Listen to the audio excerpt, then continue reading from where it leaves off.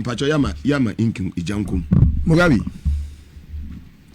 o my Ghana e ba ko pe any mind be my platform on my way more fire and some of us we are very very jealous when it comes to the name Ghana because obi any one mo asebi o we asim ha sebi manusi sumina so sebi obi didi on fancheme obi ani gine bi ne ho wote ase de nyame de ma ye ne so ye wo ni ye man ne Ghana enti se ekoba se ye man Ghana no ye nyina yakọ bankrum se o man Ghana no ye de bibia ye friend democracy aba enti soja ban ni ho biem obi ani ho no a obetimi edi ni yonko so na emom no ye bema emra ena edi ye man so abroni friend rule of law and rule of man enti ye de emra ena ye bibia na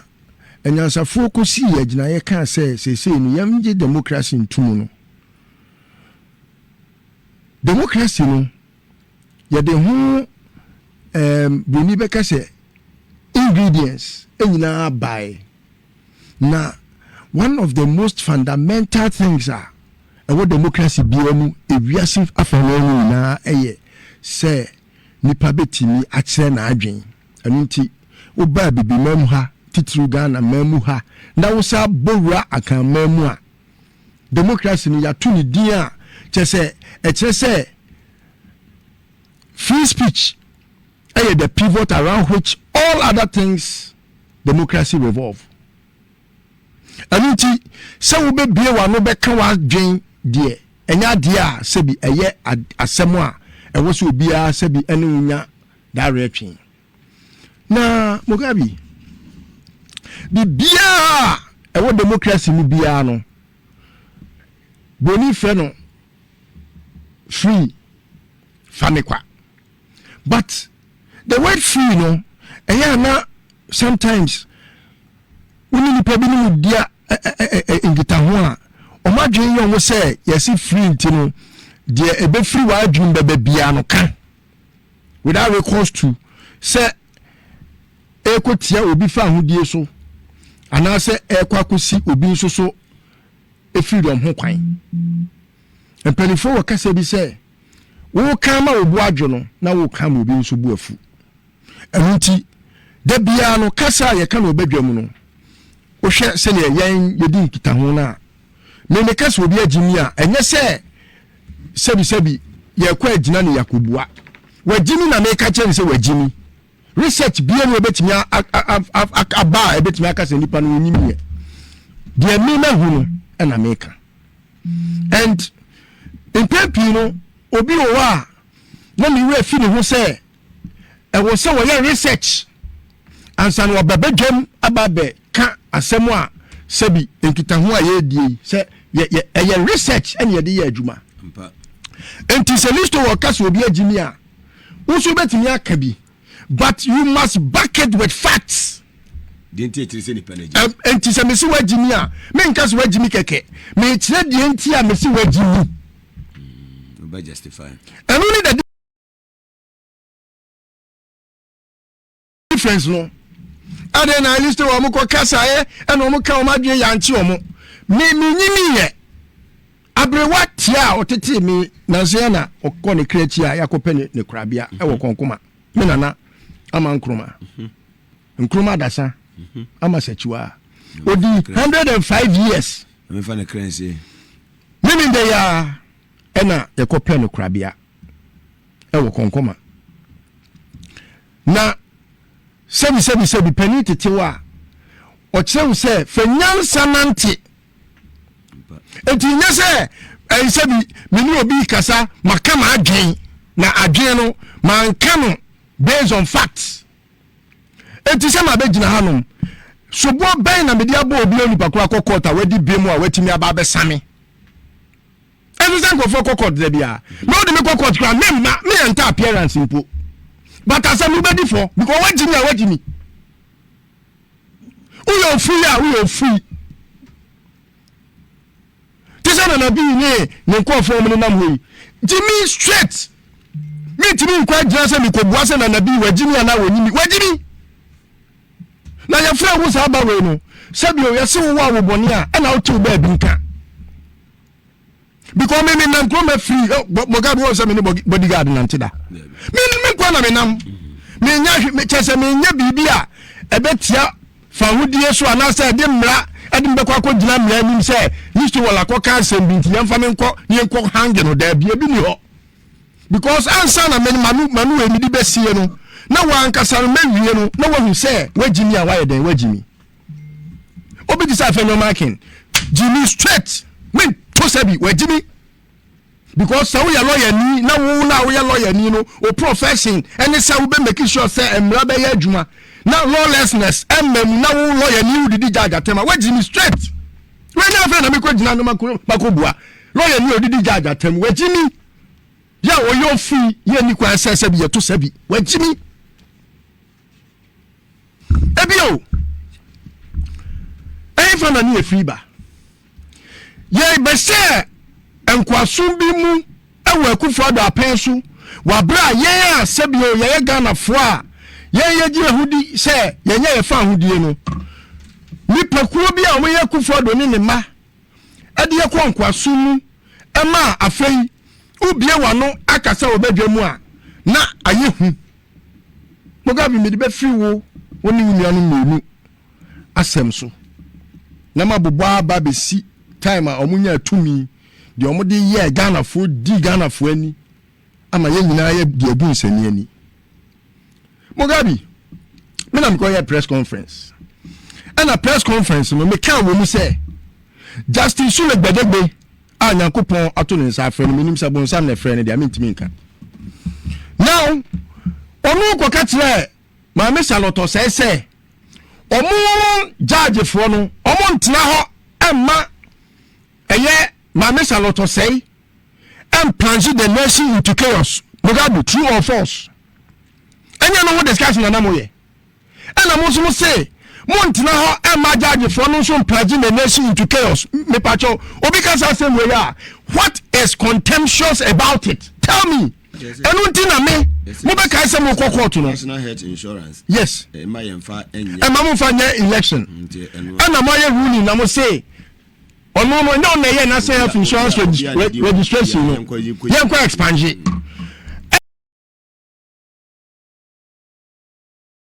na national health insurance no so no eye papaya ye frɛ no aferijan eno ye sa registration no eno call retirement ena Charlotte say ebe inherit registration no wa ye register no wa ye no ena mo call ya mo judge for no mo kasa no you are not speaking to facts ma me so for Akufo no ka ho ena because say so for Akufo no ne Akufo do na ye aduma on chambers nti no o mo be tie mu no mo de ko tu mu ena mo so mo ko no me ka kire mo say e ma mo ko plead not plead guilty you are not guilty because asem na mo ka no is based on facts ena mo so se da bi mu de mu buade enti no sebi mo be kwa akopa chew na enya hwe se panin se wafom na te se amamre ni amanne mu no mu de mo be kwa akopa chew me boa ena mo ko na mo se mu nka hwe e chew pa na mo de be ba me boa ena mo se e chew na mo pa no enti no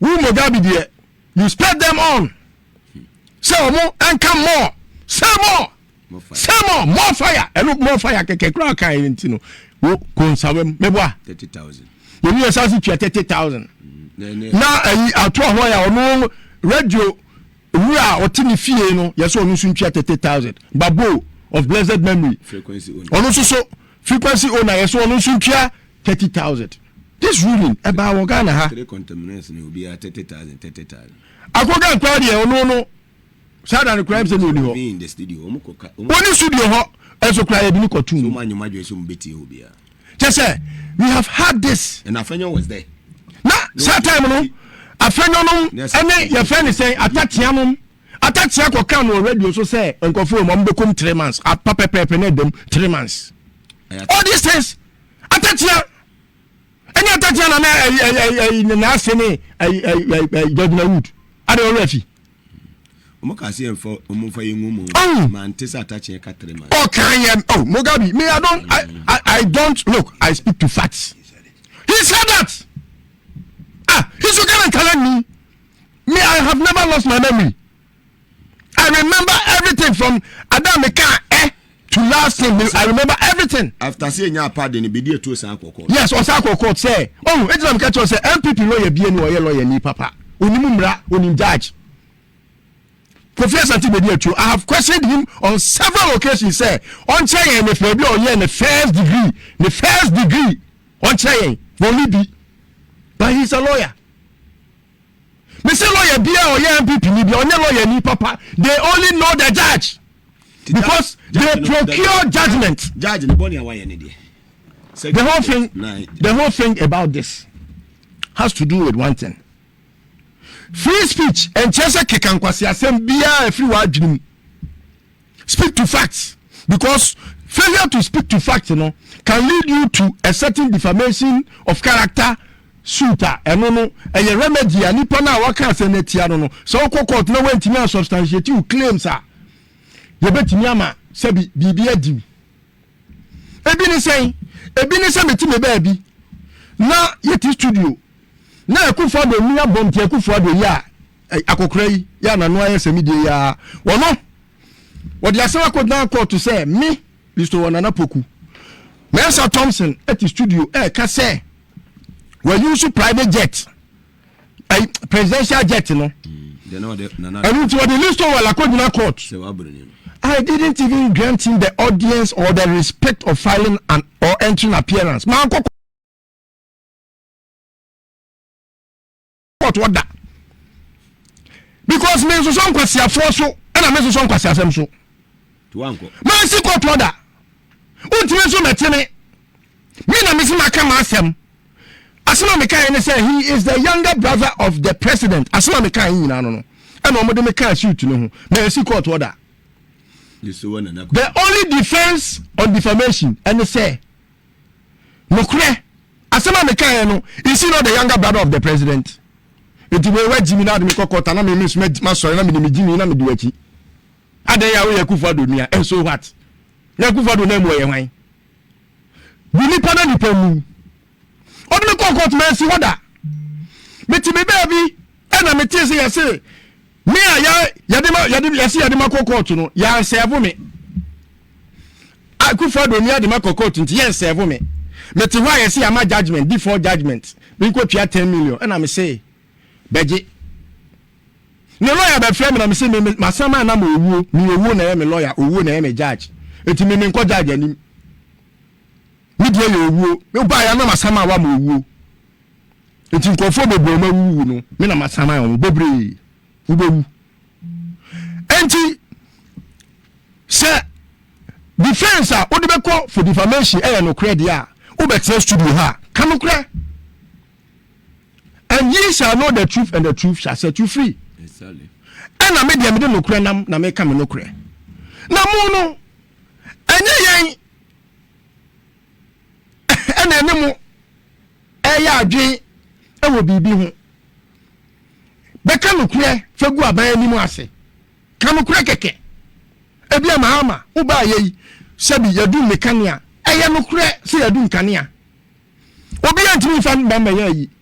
Now, say I start so Kenya no so asabedi no kre say Mahama Uba ye dum Kenya but within the shortest possible time Owura John Jinapa Bwadwuma ma ya so Kenya no meboa enti no aka statement of fact na Uba ka say adena listo wa mo keka ye yanti wo mo bobi ansa menua bobi ansa asemo ko kan ni say aviation fo asase da ho ena ma me Rebecca Akufo Addo oni Mahamadu Bawumia yiri ye makeup oton makeup ye friend say Samira Bawumia Indian queen wo mo akwa wi abaya sase na so ma fo o ma wi abaya sase because abaya sase no person use abaya sase you have to apply and that's how your president you need to call ya o say matu boat 20 baby e bo ko kan no mo nya foundation to ho there be.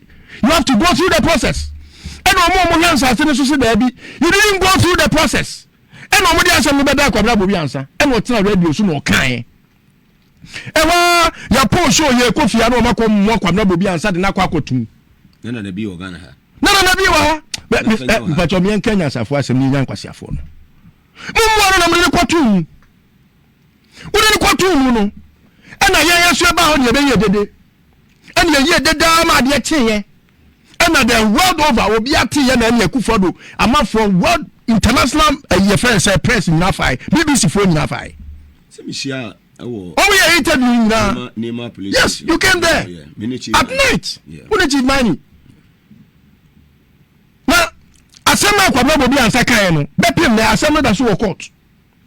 Na Kwabusa Asama say e ye hwan versus hwan. President here we in a republic.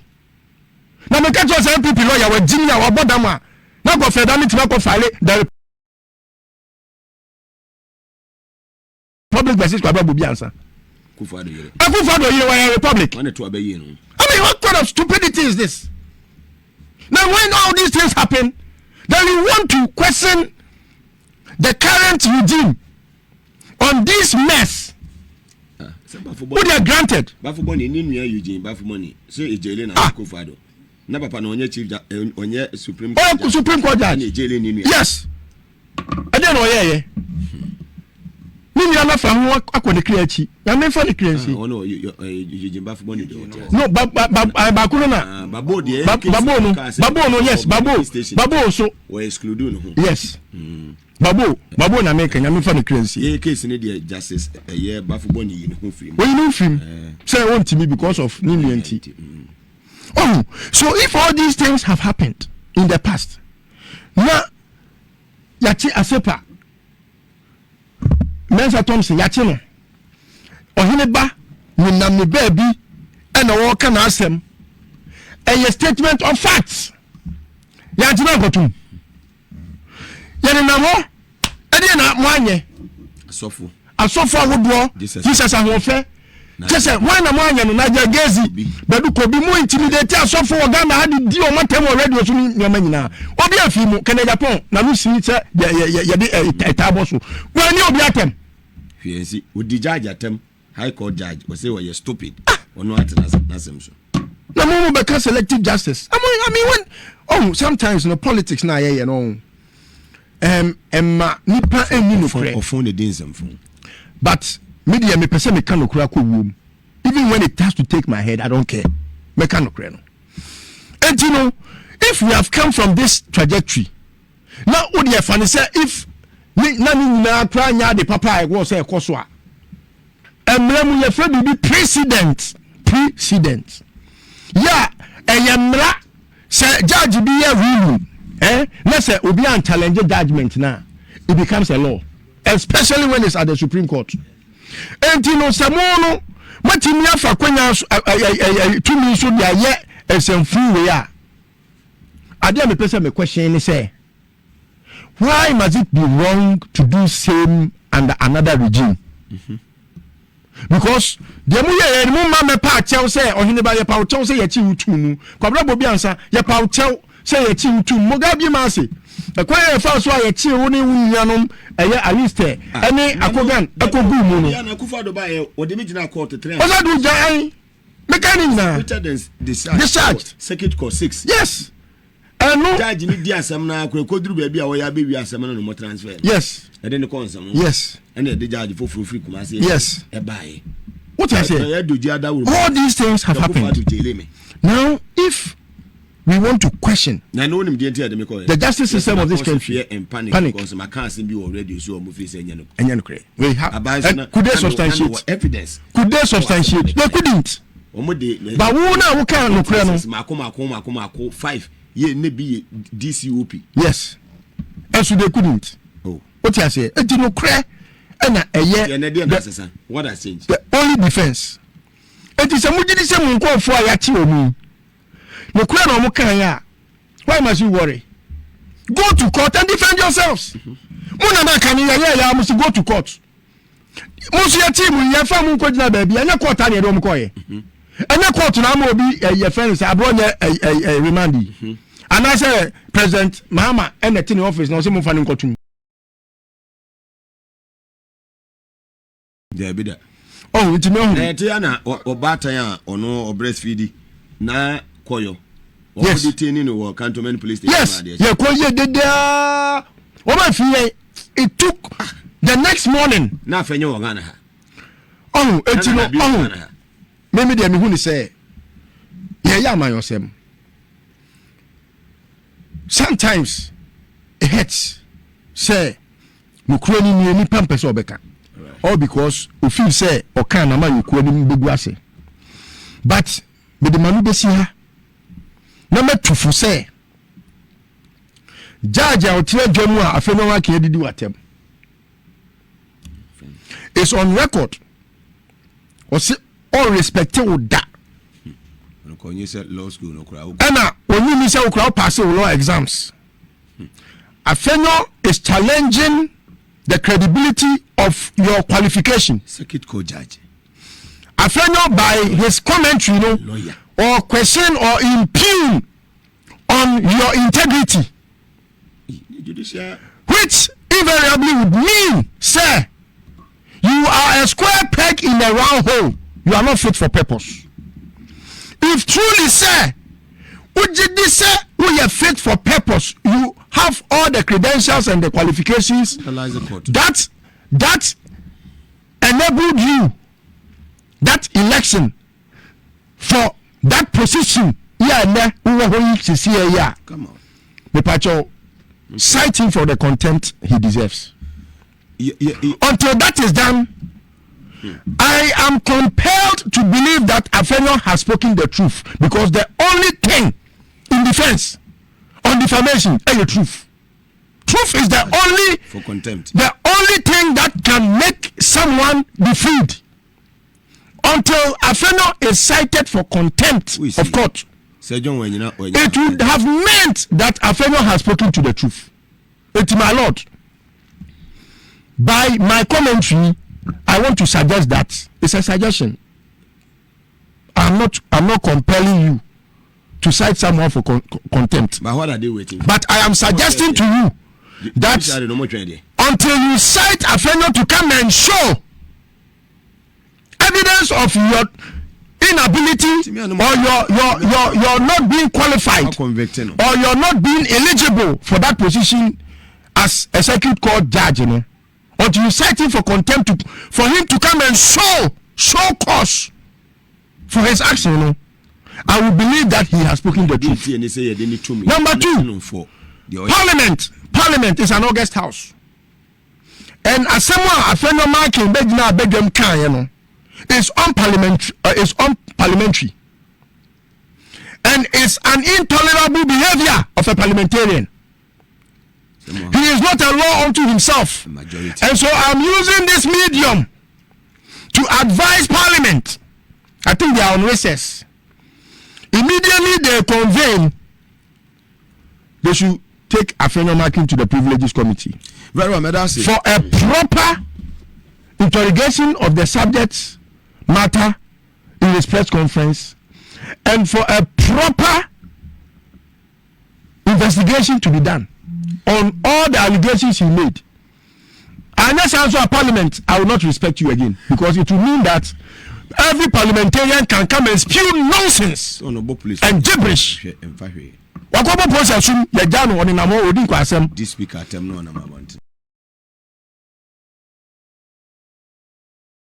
the last and final statement on this, say NDC should be serious.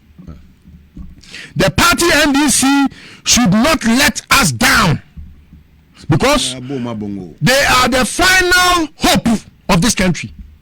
Very well. It's me manu sinu kofi abusu apani wonu abusu afro. Why abusu apani dey say opani tiri hu yepo akuma. Get serious. Now obi bowa monche no. Wakana wankana ya monche no. Obi obedi to bia no. Mo fa communication anti no. Cyber communication way no, because false news and not fake news by law. So publish any fake news and now false publication, a criminal offense. Make sure say you deal with it and stop pampering fools Medicine. Because I am more crown of Kambina, and for Munya no Ghana Hakasan, Kamachi or Mogum, and you know, Pampe, a Bomotum, a ya, a Kabana, and Kanya, and Kumjabedum Community. We are political judge, and Untina Dabiano, Yanacasia, Yadekwa Denta Ho, Judge now what Denta Second Court one, or your political judge. Monka critic cases here, Nansay. Adenta ho police for ya no mo de kwa adenta circuit court negotiating ben na Ghana police service any adenta circuit court no or your political judge now wo adenta no your political judge oni abana ye negotiation ay intimidation court and o ma establish e wo adenta ho intimidation court enya court wa a deliver justice and your court where you fair because Ghana police service and the judge, you know, our negotiation. And in a case, be a young fan denta second court or your political judge. One more musrasa mbakachira media count me out. One more musrasa mbakachira say, oh, your political judge, you know, media count me out. Well, you can't do foco. Nana nyina yahu we a political judge ya emra bi beba atake 146 ni be ya aduma because wonye political judge ni forever wonye political because promise akoso agreement akoso promotion agreement ayadai akoso ntu ye political judge and in that case be a denta second court every case a denta second court or a political judge. Not political police for the court. Masa family see Afenyo de no so na kofiri nto aso mami. Odaroma. Production team mo family see Afenyo de no so. Has no respect for his own judicial oath. I don't think he read the law. That circuit court 9 judge, I have no respect for him.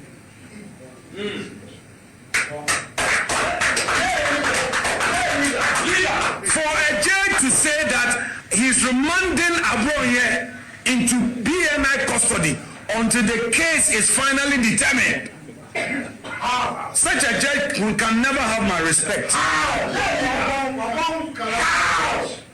I pray that he summons me for contempt. I will continue to disrespect him until he upholds the law. He's gone beyond his judicial function, and it is not his first. It's as if he has been selected purposely to achieve this. He doesn't talk law. I don't know whether he ever passed his law exam. It's a shame.